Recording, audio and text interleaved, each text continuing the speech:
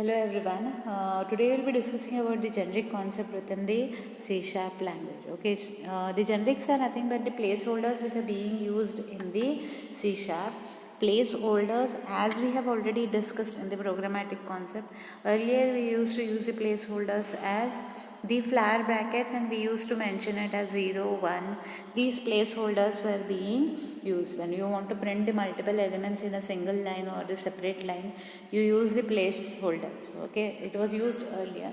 So here also you use a new concept called as generics, which are also called as the placeholders. Okay, those placeholders as be either used in the classes or the methods. Remember, those placeholders are used to be either used in the classes or the methods, and those placeholders, it will be taking the type, nothing but the specified type, integer, float, double, string, whatever it is, at compile time it will be taking. Okay, so remember, this is a concept which is being used generics for the classes and the methods, and this it is being used your generics are being mentioned with the concept of angle brackets. Okay, angle brackets. In the angle brackets, you may be mentioning the data types. It may be int type, float type, double, as I said. Those it will be used within the angle brackets, and afterwards you may be mentioning, or before you may be mentioning the classes or the methods which are being used in the program. So this is, remember the concept of generics. It's nothing but it's a placeholder which is used at the compile time with the certain data types in certain order it will be used, and it will be used with the help of a angle bracket. Okay, so generic, let's check out with the generics with an example with the classes and the methods. So first we will check out with the class. In the beginning you have the using system, then you have the namespace. As usual, a namespace, it is not compulsory, you may use, you may not use it. Okay, classes, a class and the class name is being there, and the generic type is being mentioned. You can check out here with the angle bracket.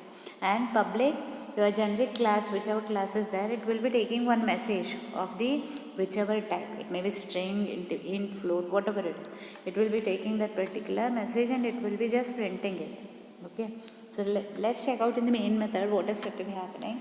So you have the class program, class name, then you have the static void main.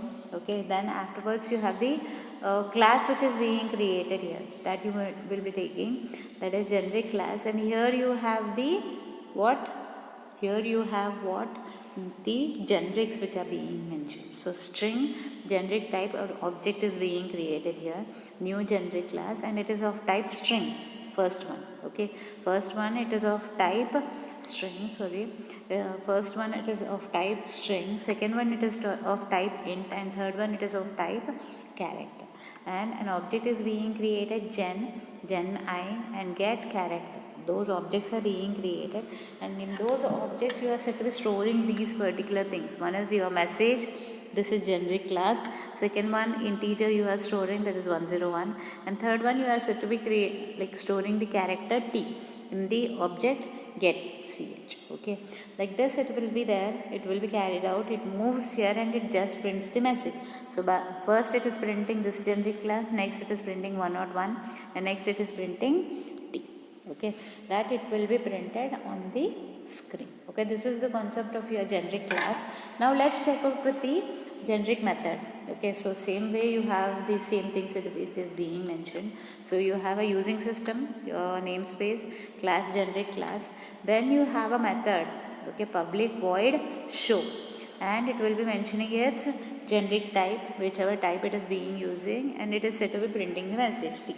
Okay, t whichever data type is there, int, float, double, that it will be taken and it will be printed. Same way, whatever things you did in the previous thing, it is the same, but only thing is that extra additional is the method called void show method.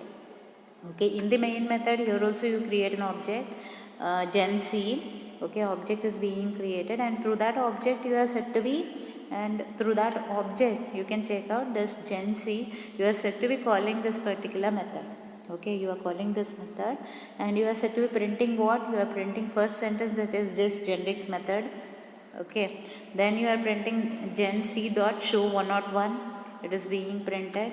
Then gen c show, it is printing I or t, whatever it is, t it is printing. Okay, that it will be printed on the screen. Okay, this is the concept of what is generic method. So you have learned about generic class and you have generic method. So remember, it will be placed, the generic class or a generic method, it will be taken with a what angle bracket, that particular type it is said to be mentioned in that particular method, either int, float, double. So you have mentioned here int, float, double, whatever string type it will be taking here message, it will be printed on the screen.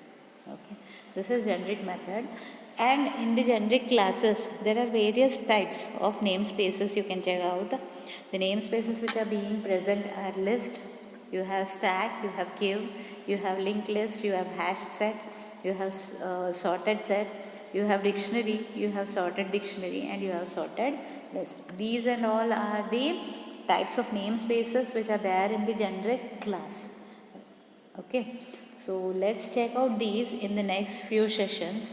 One by one we will be checking out how it is being used and how it is being used in all the programmatic concepts. Okay, so today's session we will end with this one. You have learned about generic class and generic method and the types of generic classes in the system.collection namespace. Okay, thank you.